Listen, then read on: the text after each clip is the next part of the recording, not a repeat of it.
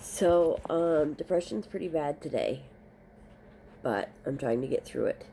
Um, Luckily, I'm going groceries with my daughter tomorrow, and then I'm going to stay at her house for a few days.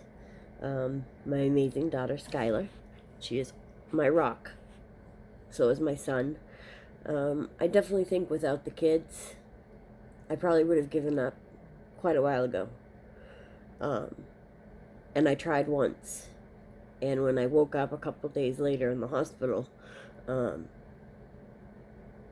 just the way that they responded, I knew I couldn't do that. I couldn't leave them.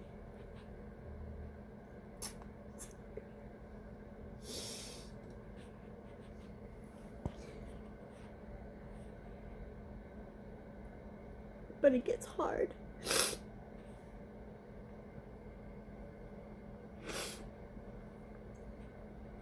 Years ago, when I was growing up,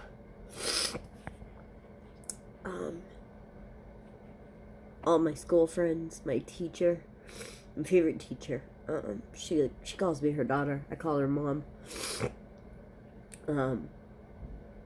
They all knew I had a very abusive mother. Very. Physically, emotionally, verbally, everything. She actually helped in having my granddaughter kidnapped by her father and taken and hidden in Maine. And he gained custody that way. And he actually hid her for about a year and a half. It took us that long to find her and get him to court. So she does have visits now. She hasn't had them yet because of the COVID. And he's in Maine with her because that's where we're from. But anyway, growing up, my mother was very abusive. She still is. My brother died at age 35 from a genetic blood disorder called hemochromatosis. And so, sorry, I had to pause it for a second. So he died at age 35 from it. Right before he died, she had called, and my kids were younger at the time, and they heard her, and she had left me a voicemail saying that the wrong child was dying. I don't deserve to live. I should be dying a miserable death, and Jay should be alive. She refused to let us in the hospital to see him. She even put me on a do not allow list. She barred us from the funeral.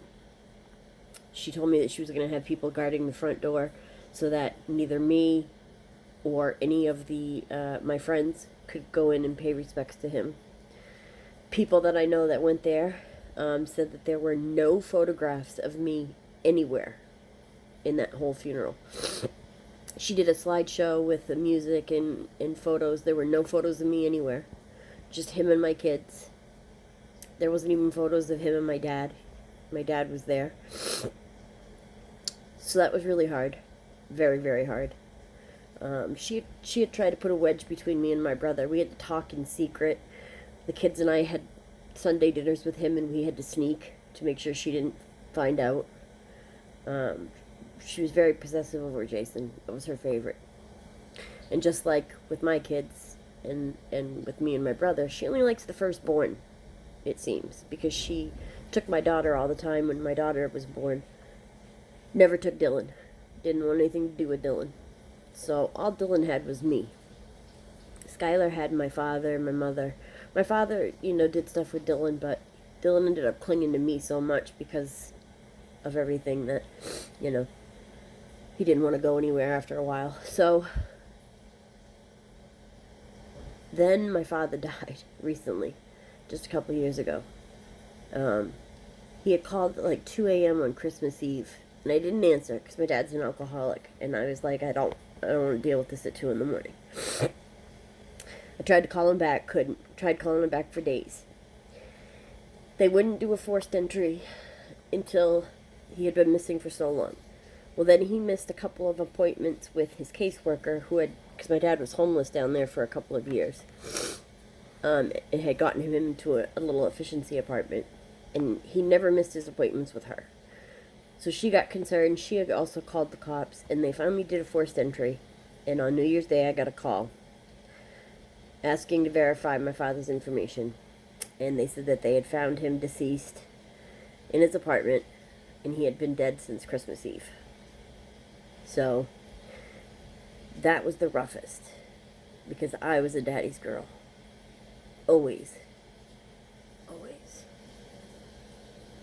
He was my best friend.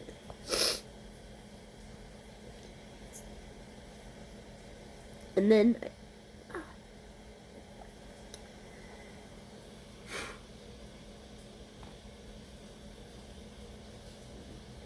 sorry. So he had me as next of kin. I started planning his funeral. And then my mother showed up to the funeral home with her sister. And with proof that they're still married. He didn't know. He thought they got divorced. She thought she had gotten a divorce without him. She didn't. She just legally changed her last name back to her maiden name. So she showed up with the paperwork. And the guy at the funeral parlor said, I am so sorry, but she now has control because she's still his wife. So she went to the town and asked for assistance, which means when you get town assistance for a funeral, you're not allowed an obituary. You don't get a headstone. They don't allow cremation. But they did cremate him. They made an exception because of how long he had been deceased in his apartment. And, you had to cremate him at that point. Luckily, he already had a burial plot right next to Jay.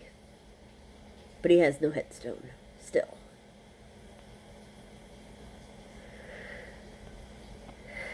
With income tax, I'm getting one. Because he deserves one. He was a good man.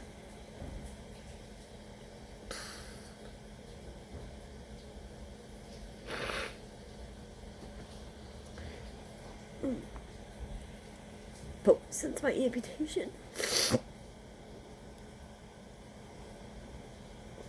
my depression is crippling. Things that I haven't dealt with from my past are coming up. Like the abuse from my mother.